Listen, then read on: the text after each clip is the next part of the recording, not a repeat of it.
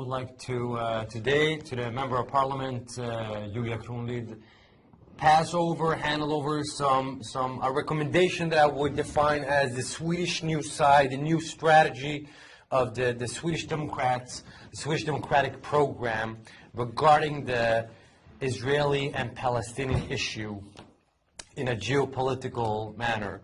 So first of all, it's a very simple, briefly, 7-point program where it's an action program where we firmly believe in this is the most optimal way for you as a Swedish National Christian Party to stand side by side with the only democracy in the Middle East, which is Israel, the state of Israel, with its thriving democracy, with its thriving diversity most of all. So just to summarize up,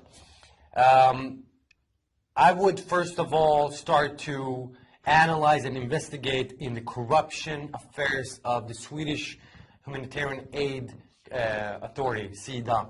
This is the biggest corruption, you will find the biggest corruption scandals in this agency. They are doing everything they can to delegitimize the state of Israel, the state of the Jewish state. They've been financing directly. They've been funding directly art exhibitions in Gaza. I know that. Yeah, this is our campaign. Yeah. Okay, they've been financing and funding directly art exhibitions where they've been glorifying suicide bombings.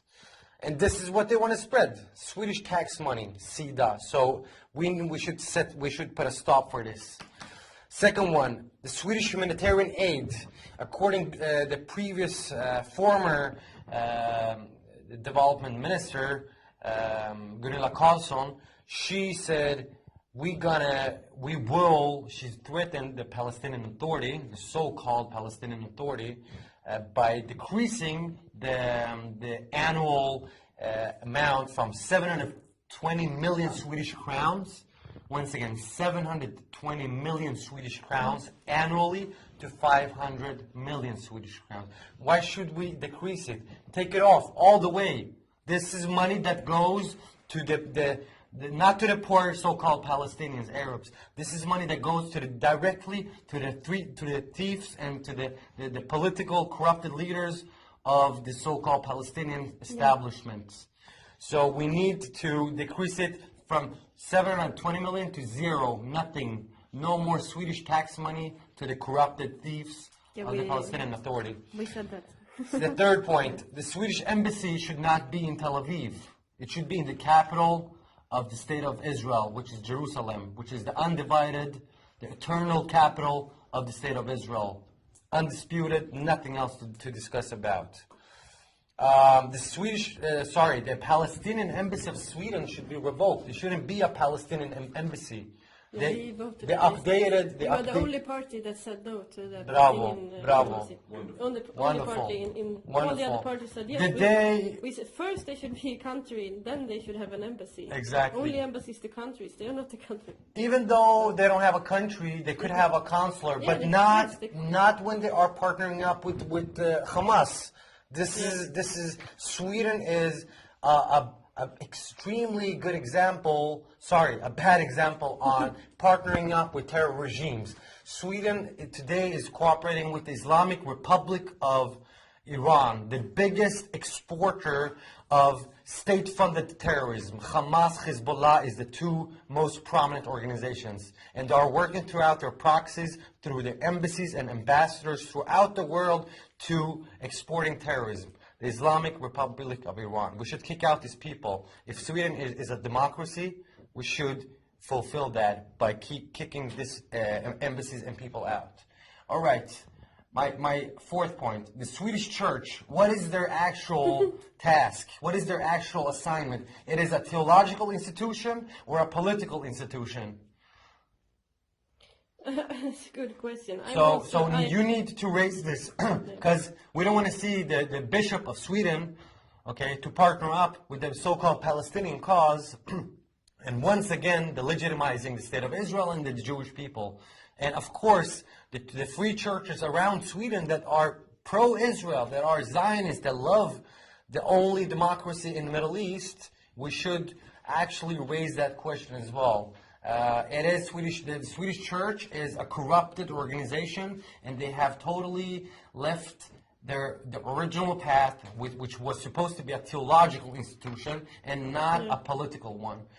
And my sixth remark is that we definitely have to raise awareness about the so-called Palestinian issue, as what Mr. Zahran is claiming. In Sweden, the Palestinian movement, which is publishing magazines with state-funded money, like Isolate Israel. This is from one network, and then you have from the one of the most prominent one, the PGS, the Palestine Groups of Sweden. This is all propaganda. This is all hatred not from the Muslims. This is the interesting. For once, it's not hatred from the Muslims. This is hatred by the Swedish left. Yes. All right. So I don't want to delegitimize or condemn the Swedish Muslims. This is the Swedish left, the Swedish Social Democrats, the Swedish Left Party. They don't believe in the state of Israel's existence. So, and this is their legitimate way by taking tax money and publish this.